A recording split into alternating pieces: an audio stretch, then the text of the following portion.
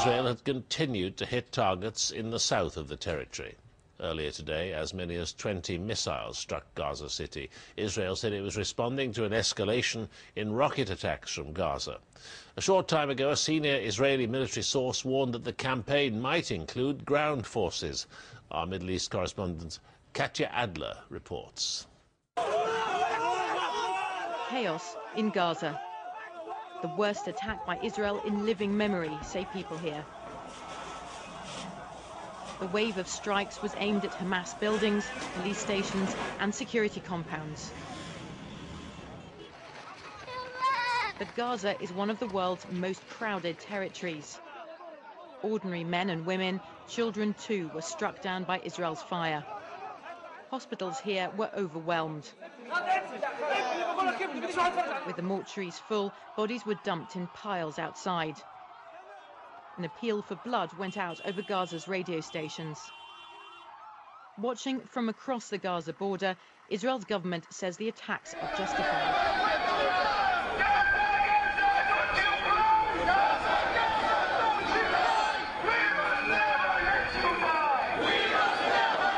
Can equalize what the Palestinian faction do by their shells to defend our people by what the Israelis do. You see, in one strike, you have hundreds of killed people. There was a threatening of the people. There was hundreds of injuries. No way that anyone can believe that you can equalize what the shells do by the Israelis when the Palestinian faction defend our people, and what the Israeli do by hitting and strike the people and the Palestinian people in Gaza Strip. You can see in your picture that hundreds of killed people, less than 30 minutes. All these people were killed in less than 30 minutes by strikes by the Israeli, by the Israelis. The world should say their word that this is unbelievable. In 1 hour, all these killed people, threatening people, they choose the rush hour in the day and made these strikes. They knew that there was people in all these buildings. The people they targeted mostly from the security agencies members. What they did is just having security for their people. They didn't have any thing with the resistance in the Gaza Strip. Why did they hit them? They just want to destroy all the civil community in the Gaza Strip. Brothers and sisters in humanity,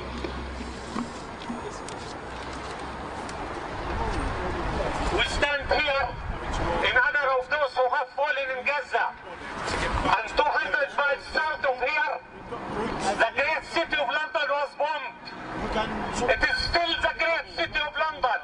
And those who have bombed it were tried for war crimes in 1945.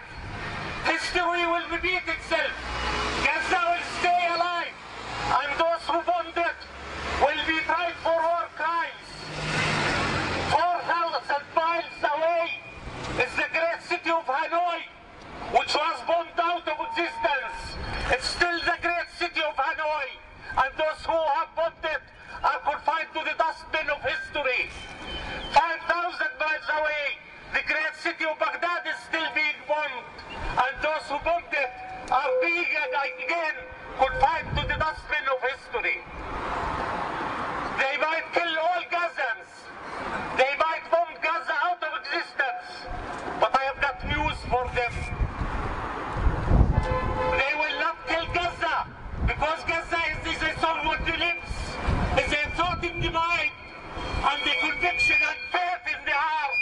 That is what Gaza is, and that is what Gaza stands for. Yep.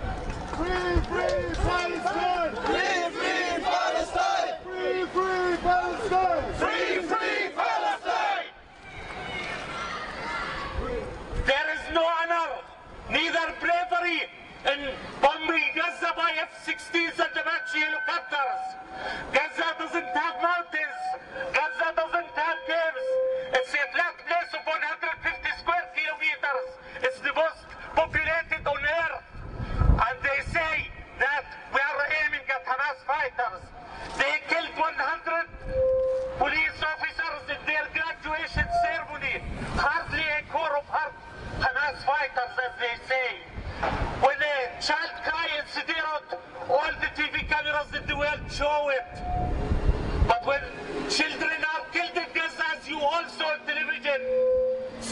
It's collateral damage.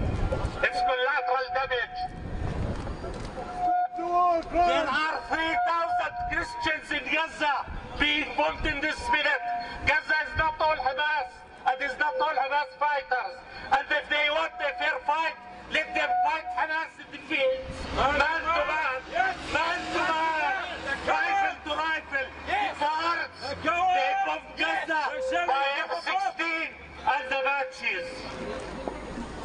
We call on all peace-loving people. We call on President Carter, President Mandela, Bishop Tutu, Taliban, anti-war coalition, all those people who fight for justice and fight for honor and equality in this world, to stand by Gazans. And Gaza will never die. The sun of freedom will rise again of the children of Gaza, of the children of Baghdad, and of the children who are being oppressed everywhere. And we have a dream that this sun will come soon, and we shall overcome. We shall overcome. We shall overcome.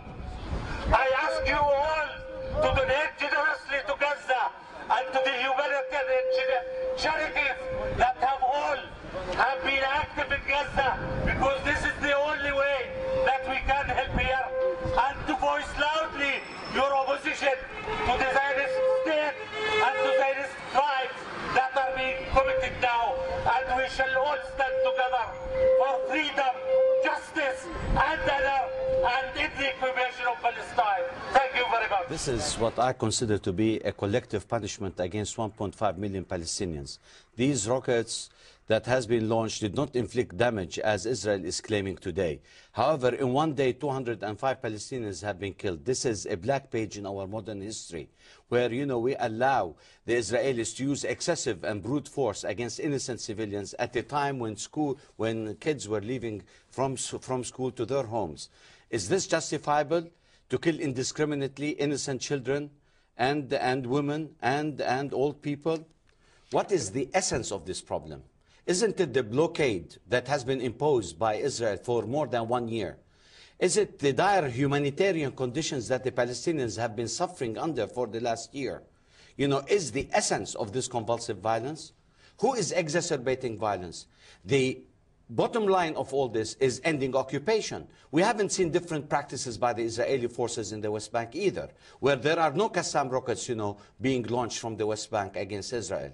So if we look at the policies of Israel, it has been systematic policies in Gaza and in the West Bank. And now today, this is the big excuse that the launching of rockets is causing trauma to 250,000 Israelis. How many Israelis have been killed from all these Qassam rockets? And the trauma on the Palestinian side is being not even considered by the international community, let alone by Israel, that is committing today heinous crimes against the Palestinian civilians. That occupation has never ended, and the siege has never ended on Gaza, even when Israel, with Sharon, decided to pull out unilaterally. Israel still maintained that siege by sea, by air, and through land. And when Hamas was elected, immediately, it was ostracized and banned, and war was declared on that kind of government. Now, I'm not trying to support Hamas here as much as I'm trying to support the Palestinian innocent people who are dying as a result of this collective punishment. If Israel has to settle scores with one faction within the Palestinian, why should the entire Palestinian people pay a heavy price and a heavy toll because, Israel wants to dictate its policies on the ground?